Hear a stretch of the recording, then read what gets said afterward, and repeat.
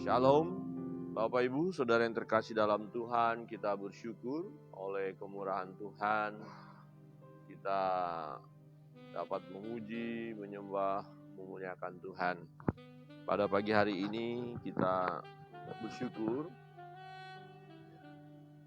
semua karena kemurahan Tuhan, karena kasih Tuhan. Bapak Ibu, Saudara yang terkasih dalam Tuhan, kita akan merenungkan sebagian daripada firman Allah dari Amsal pasal 9. Ya, kita belajar dari firman Tuhan secara Amsal ini supaya kita dalam perjalanan hidup ini memiliki hikmat, ya, memiliki kebijaksanaan. Sangat kita perlukan, ya, kita bijak dalam hidup ini, ya. Bijak dalam hal berpikir, bijak dalam hal berkata-kata, bijak dalam hal bertindak, ya, bijaksana. Jadi apa yang kita lakukan itu sungguh tepat, itu bijaksana. Nah, di ayat 6 saya akan baca untuk kita. Di ayat 6 berkata begini, Amsal pasal 9, buanglah kebodohan, maka kamu akan hidup, dan ikutilah jalan pengertian. Siapa mendidik seorang pencemooh, mendatangkan cemooh kepada dirinya sendiri, dan siapa mengecam orang fasik, mendapat cela. Janganlah mengecam seorang pencemooh, supaya engkau jangan dibencinya. Kecamlah orang bijak, maka engkau akan dikasihinya. Berilah orang bijak nasihat, maka ia akan menjadi lebih bijak. Ajarilah orang benar, maka pengetahuannya akan bertambah. Permulaan hikmat adalah takut akan Tuhan, dan mengenal yang Maha Kudus adalah pengertian. Ayat 12, jikalau engkau bijak, kebijakanmu itu bagimu sendiri. Jikalau engkau mencemooh, engkau sendirilah orang yang akan menanggungnya. Bapak, Ibu, dan Saudara yang terkasih dalam Tuhan, dalam hal memberi nasihat, ya, dalam hal memberikan arahan, pengajaran, nah kita pun harus berhikmat, ya. Jangan kepada sembarangan orang kita berkata-kata atau menasehati atau memberi pengajaran, ya. Nah, siapa yang lebih tepat yang bisa kita nasihati, yang bisa kita ajar, yang bisa kita didik, ya, yaitu orang yang bijak, orang yang benar, orang yang mau membuka hati. Nah, orang yang tidak mau membuka hati, orang bebal, orang bodoh, jika terus kita ajar dia, nah itu akan mencelakakan diri kita. Maka dikatakan, buanglah kebodohan, maka kamu akan hidup, dan ikutilah jalan pengertian. Siapa? Perhatikan, siapa mendidik seorang pencemooh, mendatang cemooh kepada dirinya sendiri.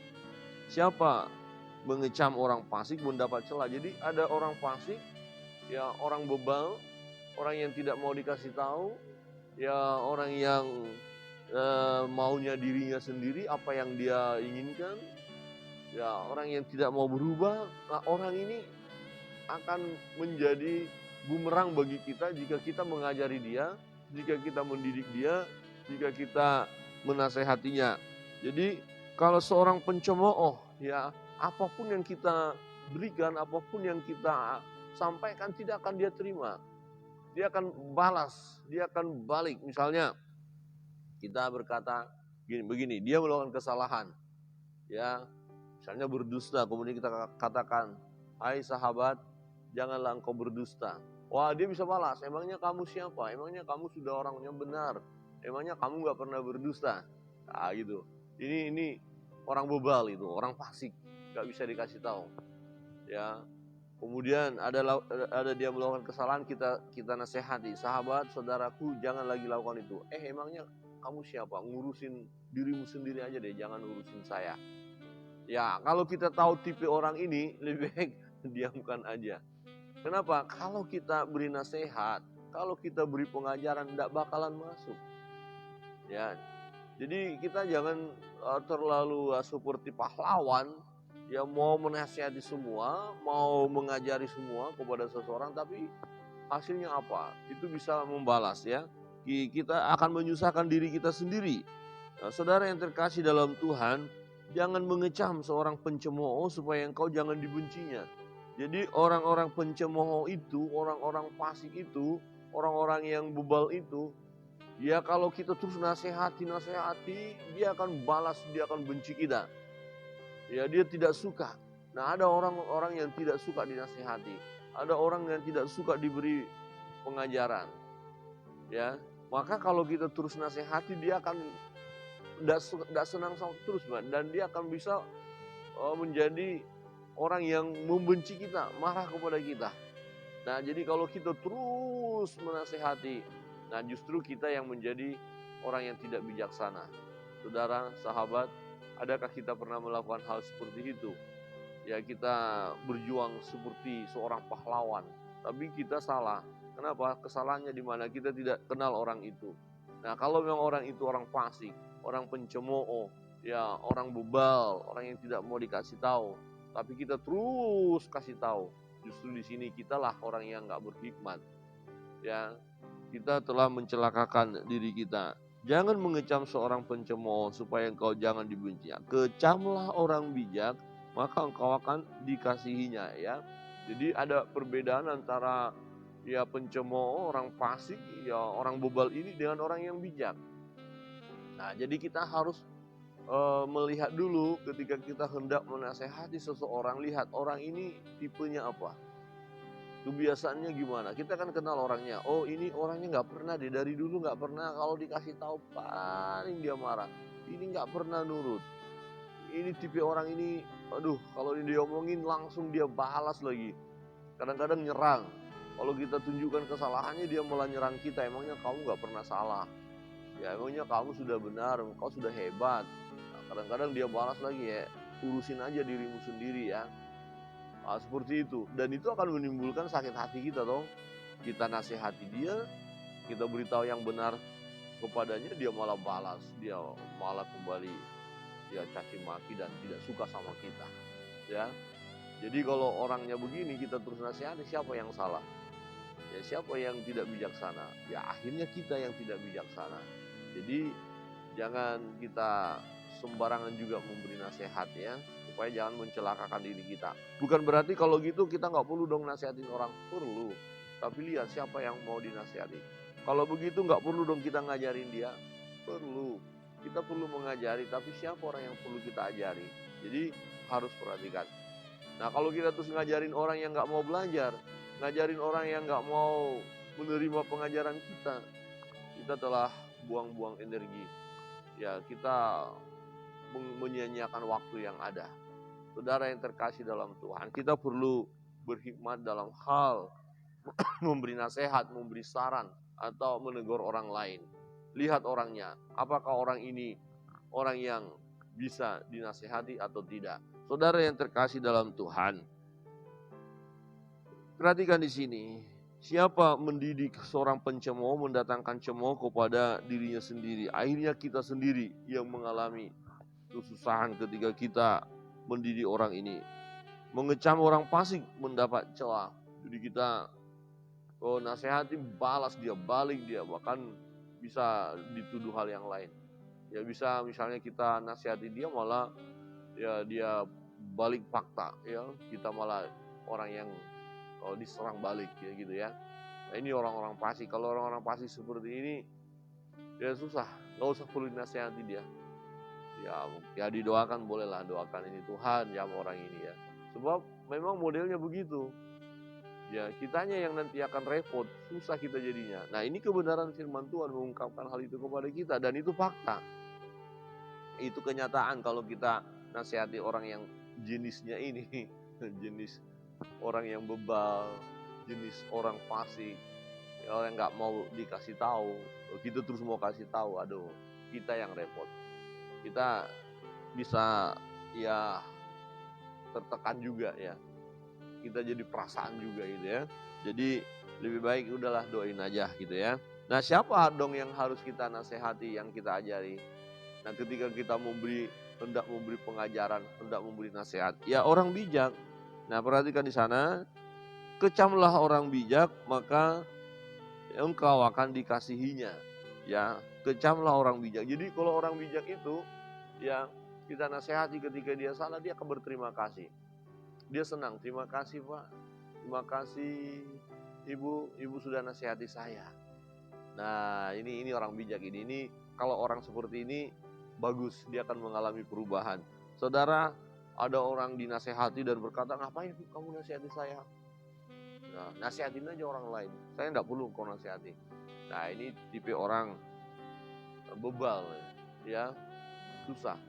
Tapi kalau orang bijak, dia salah kemudian dinasehati, dia akan berterima kasih, ya bersyukur. Saya selalu katakan begini, kalau ada orang nasihati kita dan memang kita salah, ya tidak hanya sebatas bersyukur, ya tidak hanya sebatas berterima kasih kepada orang itu. Ya bila perlu kita ajak makan enak gitu loh. Ya, dia nasihati kita, dia tegur kita, kamu kenapa melakukan seperti itu? Kamu tidak boleh begitu, harus begini. Oh ya, terima kasih. Ayo kita ke warung Padang. Gitu. Ayo kita ke bakso, cari bakso ya. Kasih traktir dia makan. Kenapa? Dia udah nasihati kita loh. Nggak hanya terima kasih. Begitu ya Bapak Ibu ya. Atau gimana? Biasanya apa? Udah kita nasihati malah dia balas ya. Gitu, apa ini kamu nasihati saya gini bla bla bla bla, malah berantem. Itu jenis fasik tadi. Tapi kita perlu juga ya ketemu orang-orang yang ketika kita nasihati, oh terima kasih nasihatnya Bapak, terima kasih Bu.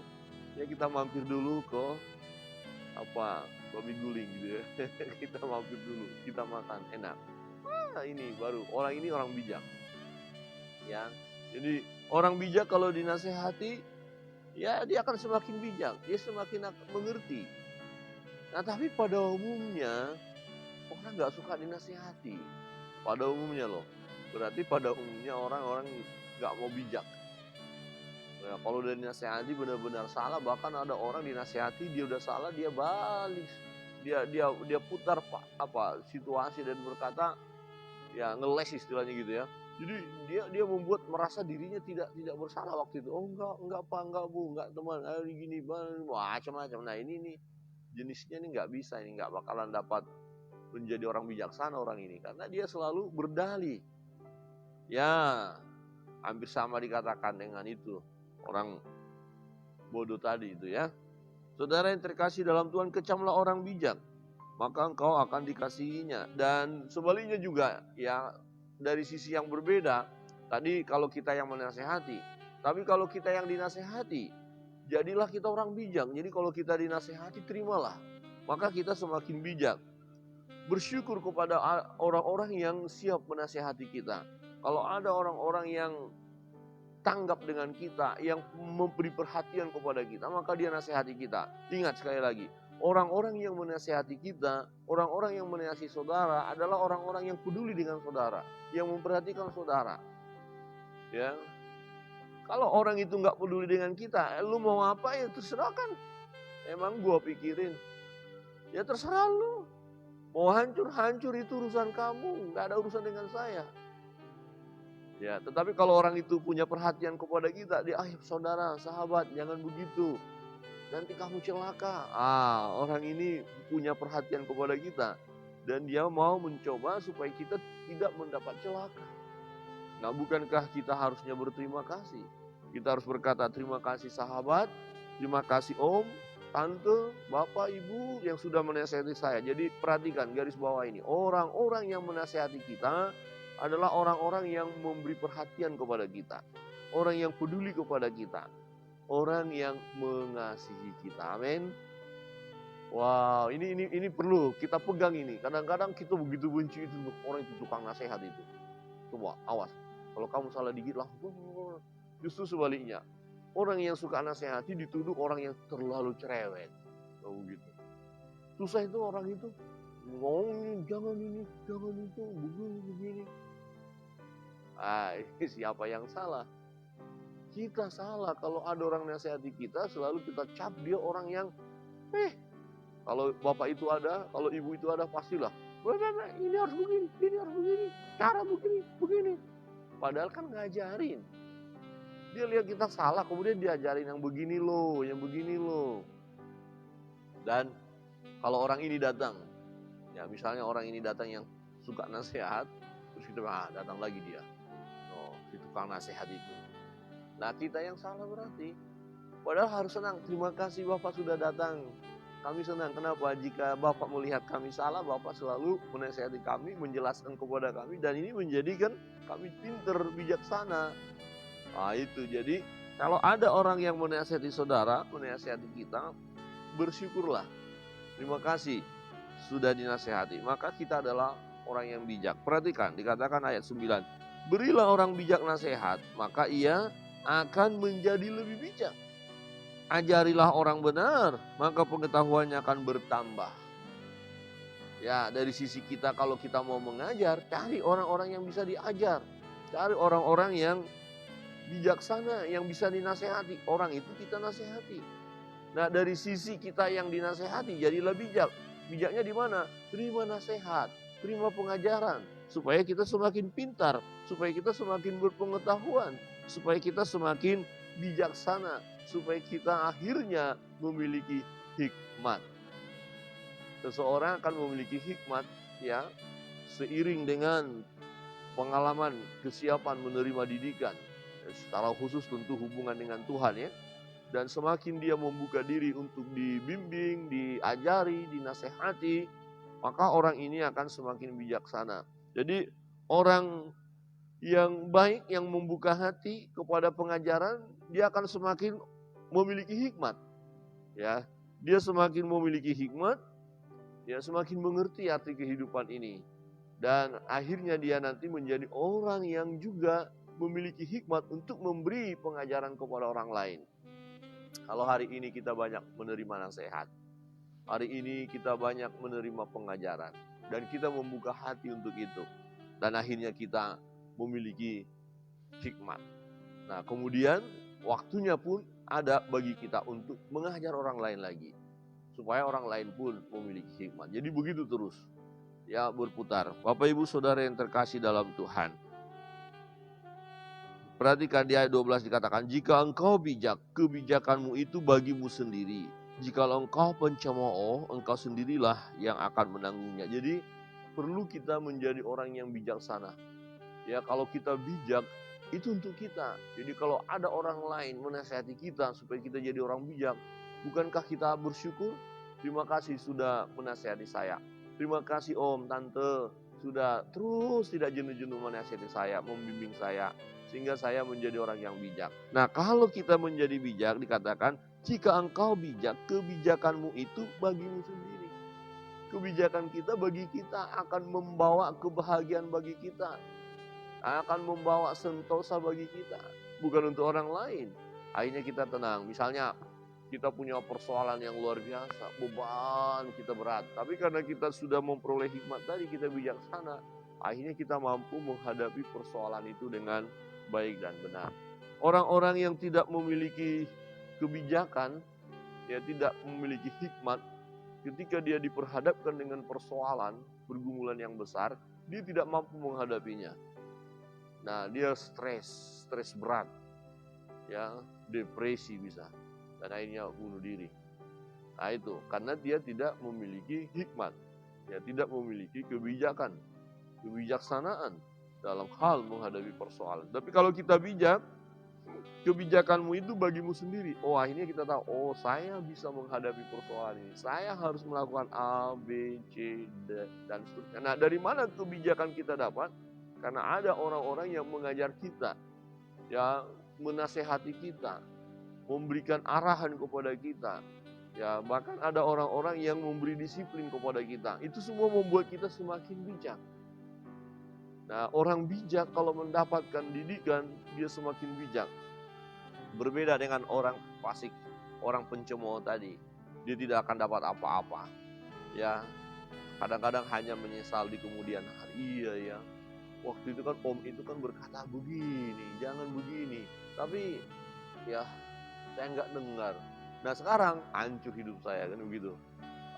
Ini tidak bijaksana.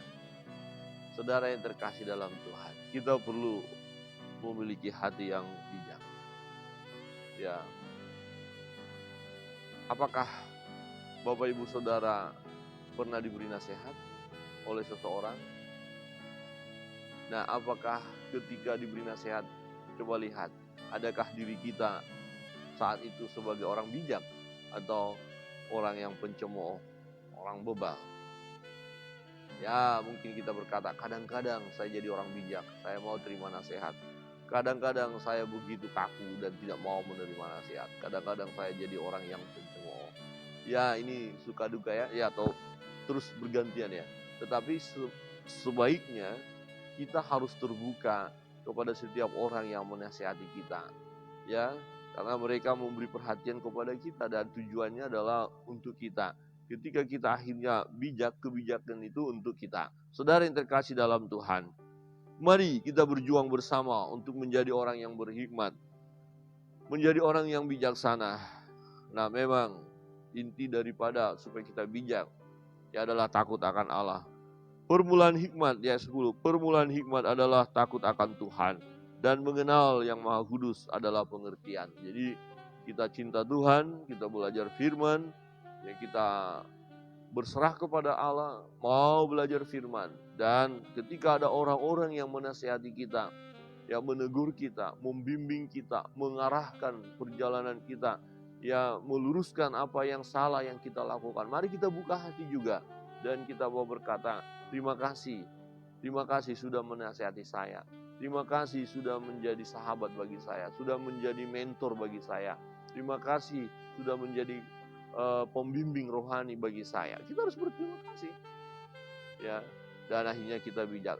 Jauhi, hindari ya sifat-sifat fasik, pencemooh, ya yang mau melawan, yang mau merasa diri benar dan seakan-akan merasa direndahkan kalau dinasihati. Ada orang kalau dia dinasihati, dia merasa direndahkan. Kemudian dia akan berontak. Lu siapa? Nasihatin saya, emangnya kamu siapa? Wah, ini bakalan orang yang tidak akan memiliki hikmat. Tapi kalau orang itu ketika dinasihati dia diam dan menerima atau mendengar nasihat itu, nah orang ini akan berhasil. Tipe yang mana yang sering kita jumpai Bapak Ibu? Ya, tipe yang mana ketika kita beri nasihat? Kalau kita mau jujur ya, dan seringkali lebih banyak tipe penolak. Ya kalau kita nasihati dia itu banyak. Karena memang ya manusia ini sudah jatuh dalam dosa ya, dan telah kehilangan kemuliaan Allah, terkontaminasi dengan dosa. Ya kecenderungan hati semata-mata melakukan yang jahat, itu firman Tuhan katakan. Nah untuk itu kita harus berjuang. Kita mau berkata, Tuhan aku mau jadi orang yang bijak. Tuhan saya mau menjadi orang bijak. Orang bijak dalam hal apa? Ketika kita menasihati orang, jangan menasihati sembarangan. Ya, lihatlah siapa orang yang bisa dinasihati. Dialah yang harus kita nasihati. Yang kedua, ya, jika kita dinasihati orang, terimalah nasihat itu. Ya, terima nasihat itu. Jangan kita bangkang, jangan kita malah membalas ya, tidak terima. Padahal mereka membimbing kita ya. Ada dua hal ini dalam perjalanan hidup kita supaya kita menjadi orang bijak hingga tidak sia-sia yang kita lakukan. Ketika menasihati orang lain, lihat orang yang harus kita nasihati. Nasihatilah orang bijak, jangan orang fasik. Nah ketika kita dalam posisi dinasihati, jadilah orang bijak, terimalah nasihat itu. Ya, jangan kita menolak nasihat itu. Kalau kita menolak nasihat itu, kita sama menjadi orang yang tidak bijak. Ya, milikilah kebijakan, sebab kebijakan itu akan membawa kebahagiaan kepada kita. Jadilah orang-orang yang berhikmat, orang-orang yang berpengetahuan. Permulaan hikmat adalah takut akan Tuhan dan mengenal yang Maha Kudus adalah pengertian. Tuhan Yesus memberkati kita. Mari kita jalani hidup ini dengan bijaksana.